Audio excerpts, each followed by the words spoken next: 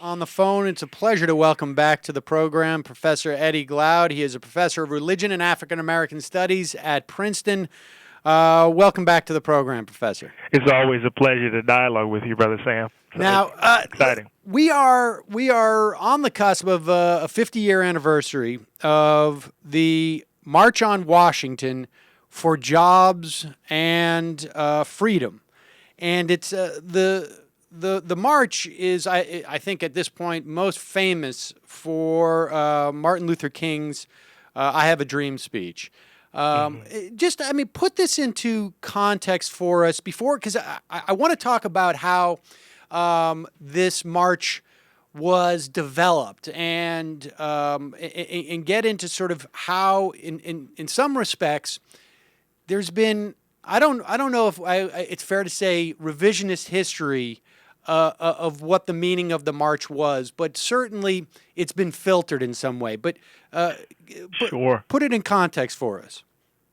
Well, I mean, I think it's important to kind of to understand the history of the March on Washington. It comes out of the March on Washington movement, which lasted from 1941 to about 1946.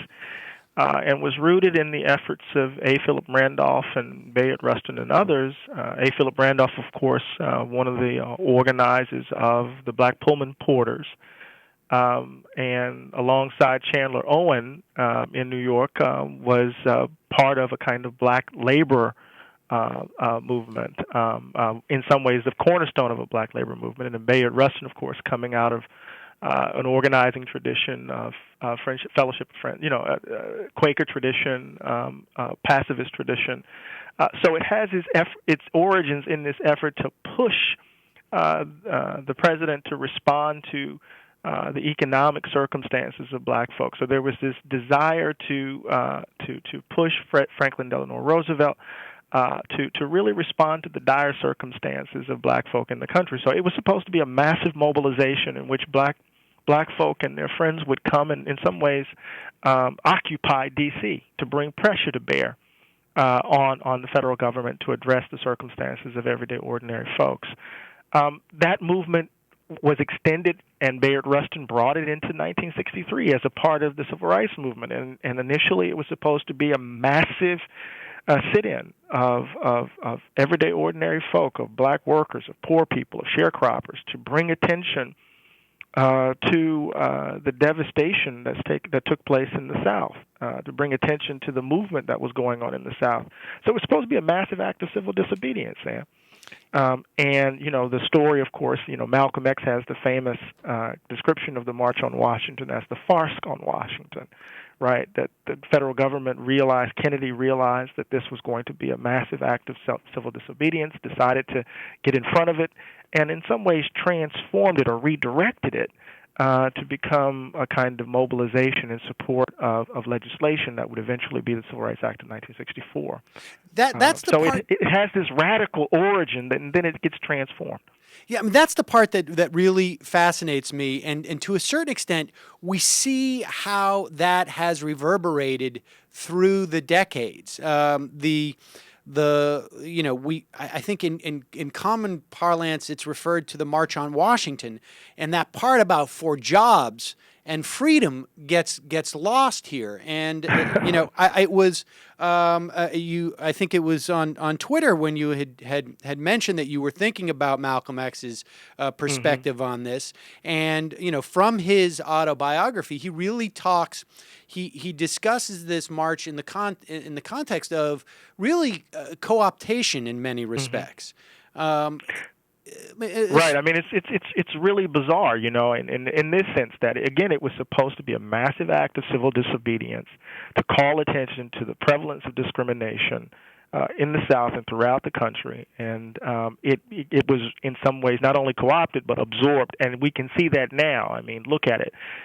President Obama will be speaking, right, on the 28th at the Lincoln Memorial, right? Unlike the previous presidents, like I would prefer him to be perhaps speaking in the well of Congress pushing a jobs bill to respond to the devastating unemployment figures in Black America. I would prefer him pushing legislation from the White House, as J.F. Kennedy was trying to do, actually working politically, as opposed to getting in front of this memorialization. So, but it is a kind of example of the way in which the March on Washington has come to symbolize, Sam, the goodness of America. We've come so far, and now we're going to celebrate where we are, and hopefully folks will call attention to the crisis that is engulfing Black America at this moment, as opposed to just simply patting themselves on the back.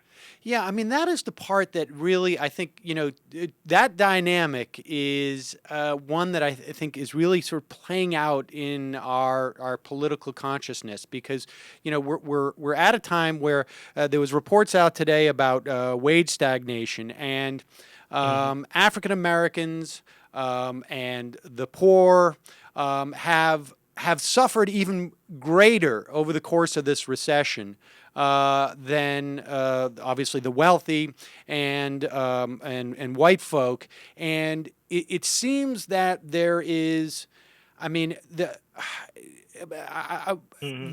there's a certain amount of frustration that I imagine, that I feel in that we're talking about, sort of focusing on this notion, and certainly there's plenty, I think, to be proud of in terms of what has happened in this country. There's certainly things to celebrate insofar as I don't know 50 years ago, and it seems actually when we say it a really a long time ago, right. To imagine the first African American president. But at the same time, we're dealing with problems that seem to be perennially swept under the rug, which is, and in fact, in some ways have been exacerbated when we talk about economics. Well, Sam, part of, and you know this, I've been following you for so long. I think you feel the same way that I feel, and that is that there has been a kind of marginalization of genuine progressive and radical tradition in the United States. That what stands in for a radical voice, progressive voice, is really a kind of center-left voice.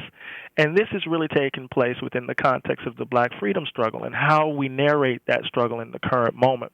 So what we really have standing in for the best of the Black freedom struggle in the U.S. is a kind of Black liberal narrative, which really takes as its point of departure, right, a kind of baseline inclusion into the status quo, and what we see as the result of that is that folks who are on the margins, folks who are in the shadows, get left out.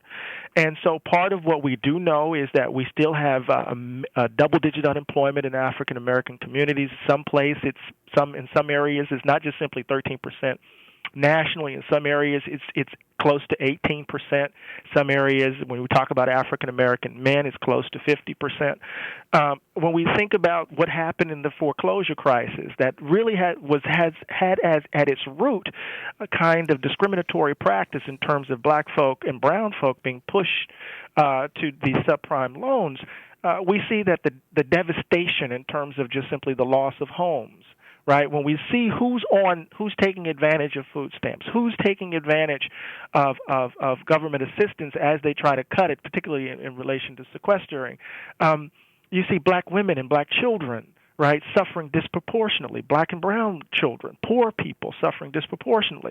So it becomes a very difficult thing to stomach, right, when we find ourselves in this celebratory mode, when we see so much suffering, right, afoot in the nation, right? And so part of what we have to do in this moment around the celebration of the March on Washington is call attention to not only what was present, but what is absent in that celebration. People focus on King's I Have a Dream speech, and they really just reduce it to the I Have a Dream portion of it, which was really something he's delivered. It was kind of a shtick that he had been delivering prior to that moment, such that Mahalia Jackson can yell to him during the speech, "Tell him about the dream, Martin," right, which is this kind of performative moment. But before he gets to that, what is he saying? We've come to cash a check, right? He's talking about jobs. He's talking about discrimination. He's talking about structural realities that limit the life chances of people of color, right? What do we need to? I'm sorry, I'm going on and on. No, no, Sam, no. I mean, I'm sitting here nodding because, to a certain extent, I have, been wrestling with this sort of ambivalence. And when it was announced this morning that Eric Holder is going to be speaking there, on one hand, I think the Department of Justice has been pretty good on balance, and maybe even beyond that, in terms of voting rights and dealing with the sort of the intense push by the Republicans to disenfranchise black people from voting, aided and abetted by the Supreme Court. On the other hand, not only were black folk steered into subprime mortgages, there was a conscious effort to prey on people in black communities, particularly poor communities who were not financially literate, where the mortgage services took advantage of them. And we have seen virtually nothing from the administration, from Eric Holder, who is in the position to do all of these things, and to hold these mortgage services, these banks to account. And so I have this intense ambivalence. And when I read, reread Malcolm X on this march, where he talks about, that the Kennedy had brought to the White House the leaders of some of the biggest black organizations at the time and said, look, I'm a little concerned about this. Do you guys have control of this? And they said, well, actually, this is not us. And there's this move to sort of co-opt this energy and funnel it in a way that is manageable in some fashion.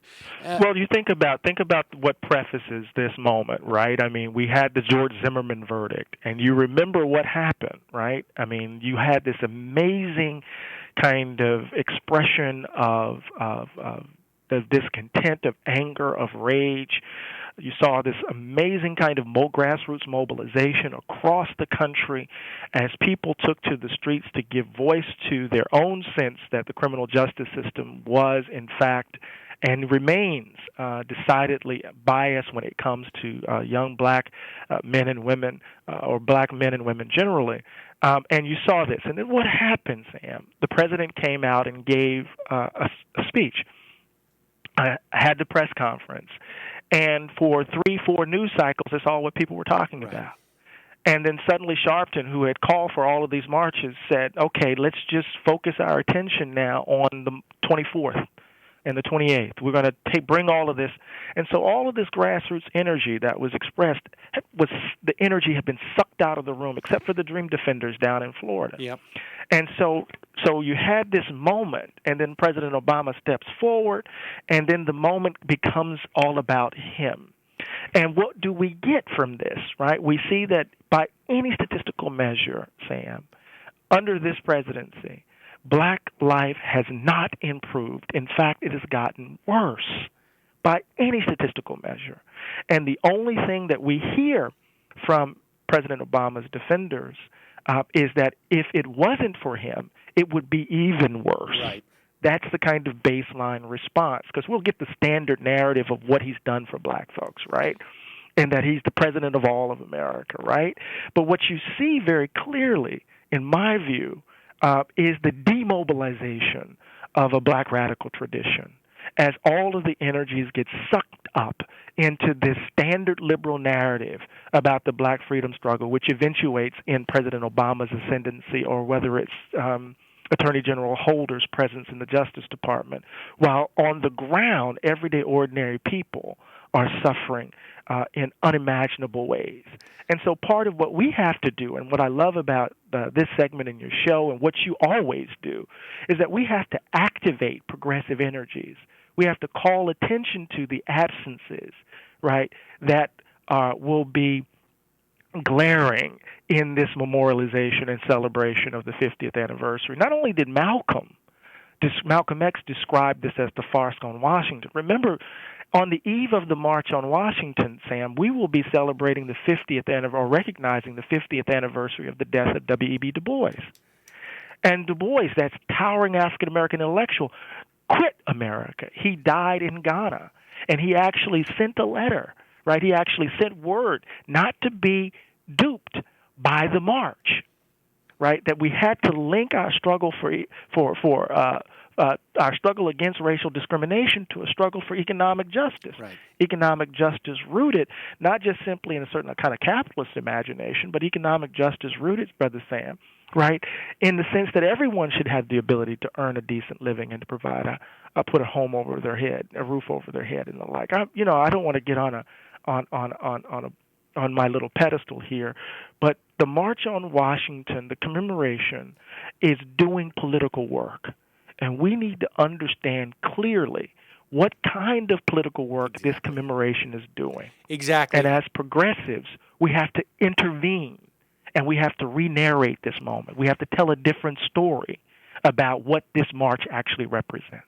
I mean, it's my audience is quite familiar with this, and I quote this often. But back in 2008, my co-host at the time, Mark Maron, had a comedian had a great and sadly prescient joke about President Obama, that this is a historic occasion. Finally, African American people are finally going to have the opportunity to be screwed by one of their own, and sadly it was in many respects very prescient. And when we talk about this, I mean, I think this is exactly why I wanted to talk to you about this sort of this intervention into who owns and dictates the narrative of both what the original March on Washington was about, and even the impetus for that march, or everything that preceded that march, and who owns it now. I mean, you mentioned Sharpton. It's actually Sharpton's National Action Network that is sort of has appropriated this march, and to the extent that it's actually called the National Action to Realize the Dream. And from my estimation, Al Sharpton, putting aside whether or not he should be the idea of sort of co-opting this, but he has been one of President Obama's greatest defenders in terms of not speaking to these issues of economic justice. And it is so how does one go about doing this? I mean, when you see the co-optation that happened back in 1963 or 64, right, I guess, or in the years, 63, months right, leading up to it. Yeah. How now, when this has almost been sort of, I mean, it's packaged as a media event. I mean, it's hard to find the line between where this is happening in terms of mobilizing people and this being an extension of a special that MSNBC is holding.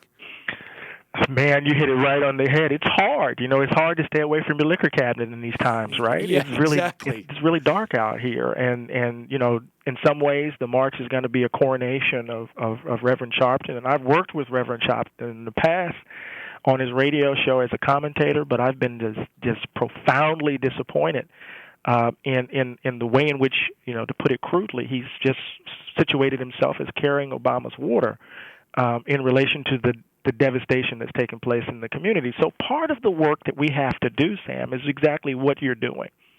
And that is, we have to re-narrate. We have to find venues.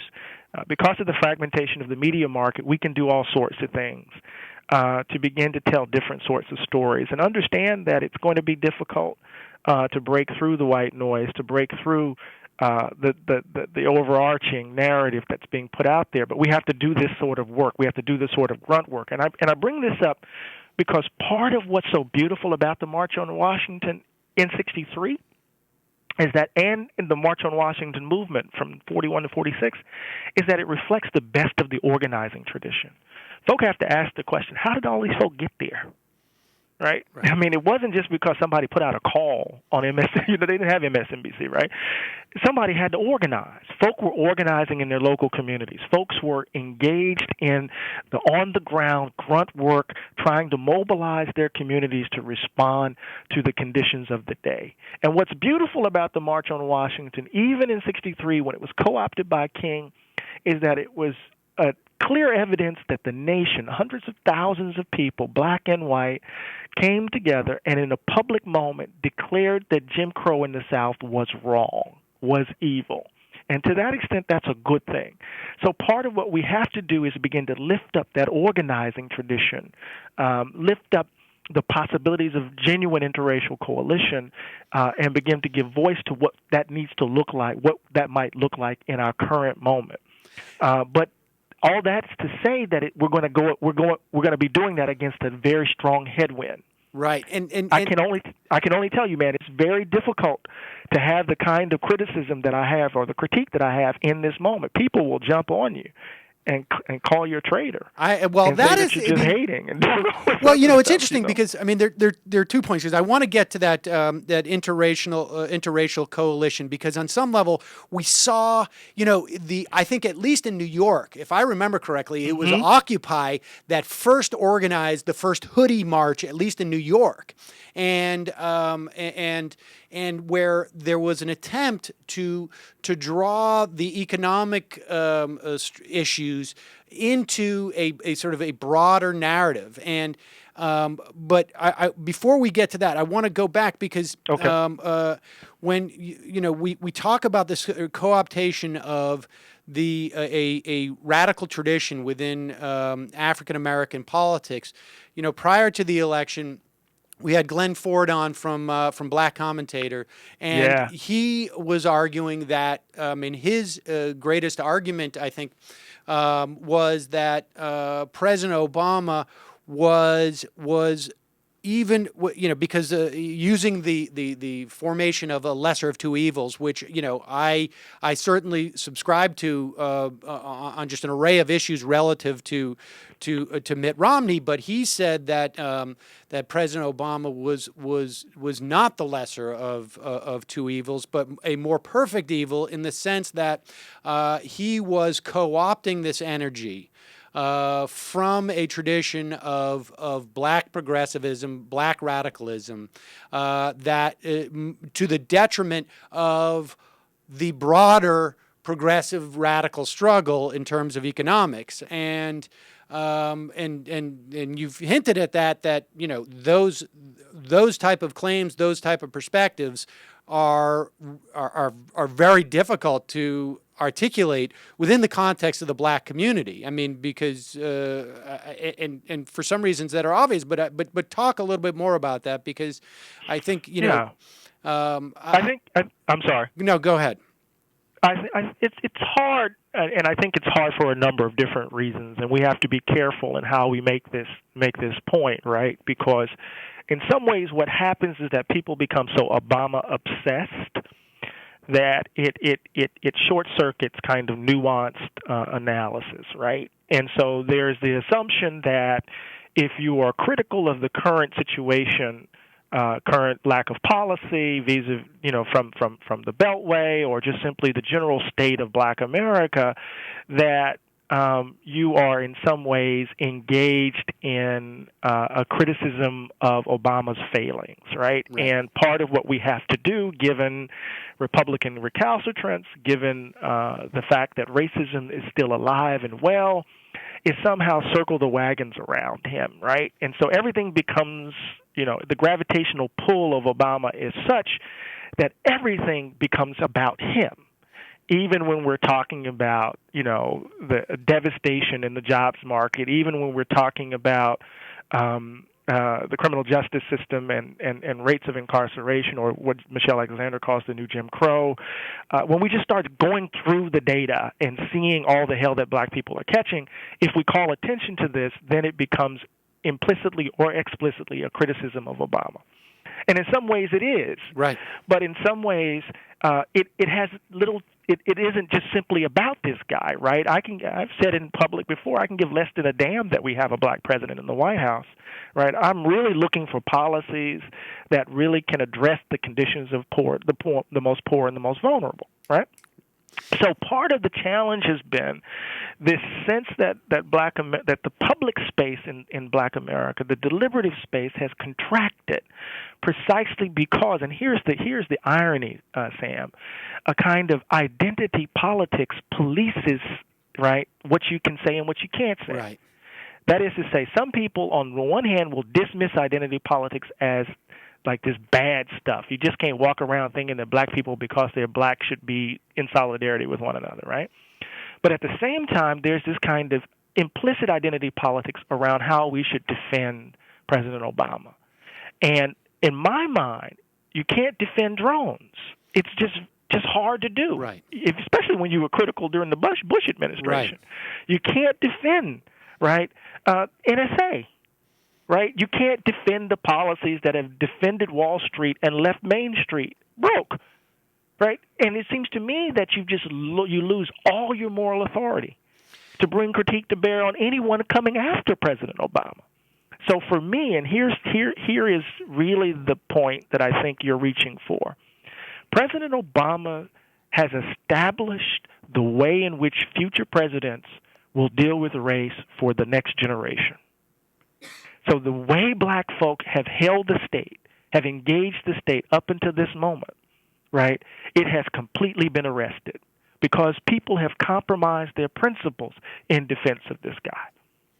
You know, does that make sense? Absolutely, and it seems it's obviously it's incredibly problematic, and it also seems. I mean, when you talk about the identity politics, I mean, you know, on one hand, you know, because we're talking about sort of a clash between sort of like political, cultural aspects of life that are political and policy aspects of life that are political. I mean, for instance, I mean, in the context of, I really believe that one of the best things that has happened to the LGBT community over the past 10, 15 years is the idea of celebrities, of sports figures coming out, of television shows, even sitcoms, portraying gay people as people, as opposed to the butt of a joke.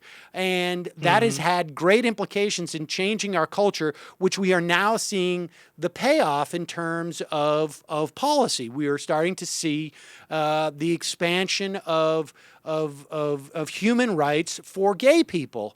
And this seems to be the sort of the tension that exists with President Obama, because clearly, you know, there is an importance to the notion of an African American being president, and just as there will, hopefully in the future, to a woman being president. But that does not necessarily mean that from a policy standpoint we've caught up, and in some ways it cuts against any progress on a policy level because it almost gets a pass. You know, that like this is enough. The cultural sort of the from a cultural perspective, things have progressed. But when the cultural perspective progresses, and we don't see it reflected in policy, it begins to undercut the impetus for policy. Right. I mean, so it's one thing for the president to sing Al Green, you know, to sing an Al Green song in Harlem, but it's another thing for us to get some specific policies to address, right, the conditions of folks on the ground. So, I mean, you know, we know the crack cocaine disparity, right, that has led to the imprisonment of thousands of black folk. And you see those folks recognizing that there was discrimination, there was bias inherent in crack cocaine and powder cocaine sentencing disparity, but the Justice Department comes through the back door and argues against these folk being released or having their sentences reduced. So you can sing Al Green on the one hand, but what are the policies on the ground? What are the policies on the ground? You can give a great speech about Trayvon Martin could have been your son or it could have been me, but what are the substantive significant policy issues that go beyond just simply private partner, public-private public partnerships and entertainers and preachers and athletes coming together to do something for black boys, right? Or have we searched our hearts to see if we have given up our prejudices so that we can interact with one another? What are the concrete policies to prevent the murder of a child, right? And so when you say, when progressives get caught up in symbol, when those, and these shorthands are troublesome, progressive, radical, whatever. When people who are principled get caught up in symbol, we oftentimes find ourselves, Sam, compromising those principles that serve as cornerstones for who we take ourselves to be. And it seems to me that so many folks have, to paraphrase, the autobiography of an ex-colored man, so many people have sold their souls for a mess of pottage, right? And what we see around us is just devastation. I mean, poor people, the most vulnerable, and particularly vulnerable children, are catching hell. And right? I mean, people can look around. Hell. I mean, we can see what's going on in Detroit. We can see what's happened with Rahm Emanuel shutting down 50 schools, and then Philadelphia is doing the same thing. Exactly, right? And we're seeing this in Philly as well in terms of attacks on public education. So I mean, give me your sense. I mean, this is a hard question, but I mean, and aside from the sort of the corrosiveness of people not maintaining their principles through this time. What happens? What are the and because you're obviously on a daily basis you're engaging in black political thought.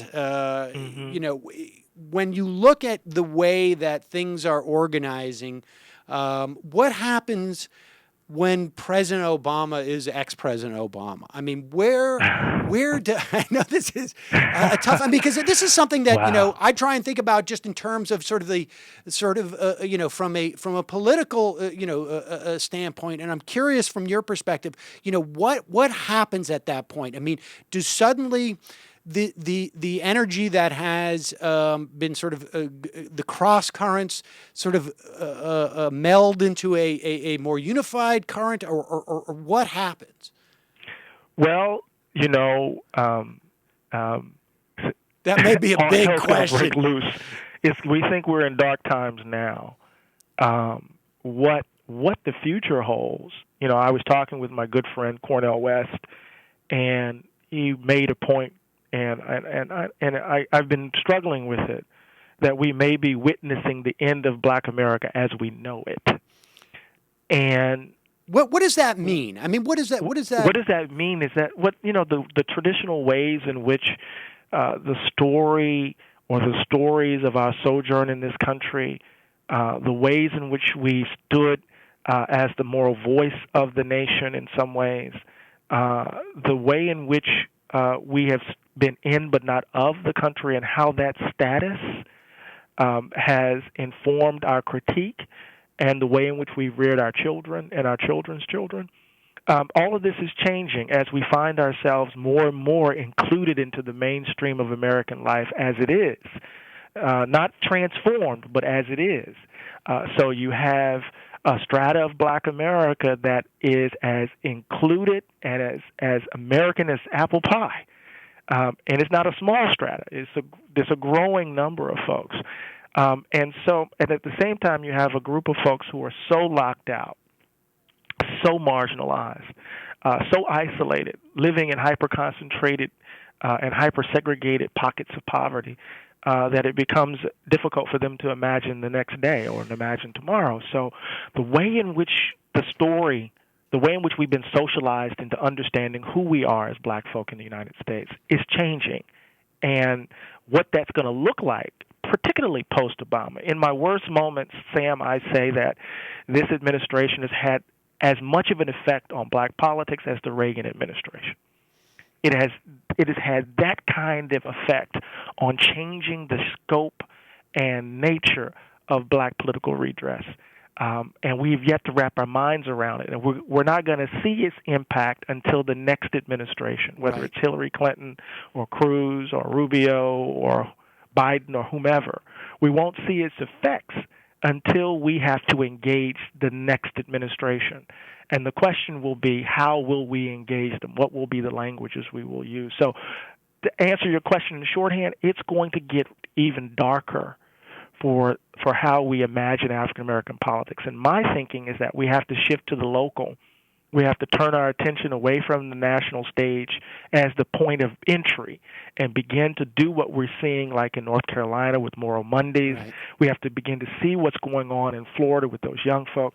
We have to turn to the local, and that must be our purge. And that's the best of the organizing tradition as I understand it. And I wonder if sense? that, I wonder if that also doesn't, if that story changes and the way that the relationship that that Black folk have to their sense of who they are in America changes, if that doesn't then maybe leave room for more of that coalition building, like we're seeing in North Carolina in many respects, of economic justice issues. And because I think, one of the things that seems to be happening in North Carolina is that the issues that are on the plate are issues that are affecting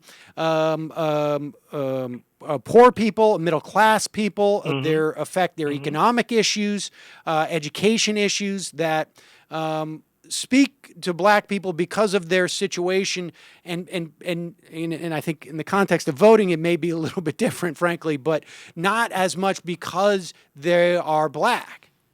But see, the thing is that we need to understand that the best of the Black freedom struggle tradition, Sam, was never just simply about Black people. Right. The best of the Black freedom struggle was about justice.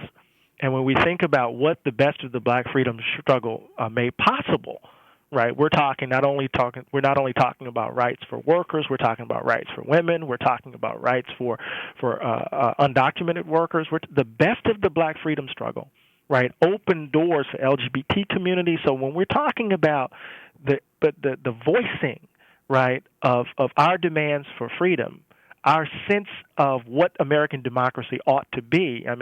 For me, the best voicing of this is, of course, in the writing of James Baldwin, right? It's always about a certain kind of reimagining of America.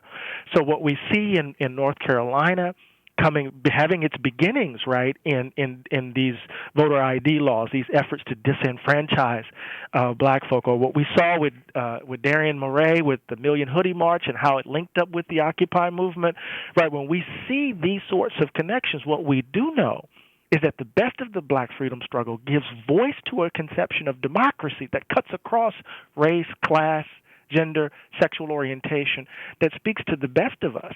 And part of my worry is that struggle has been hijacked by self-interested persons, right, who are eyeing, right, getting a better footing among the powers that be. Indeed. And leaving the most vulnerable behind, if that makes sense. I know that's a harsh thing to say.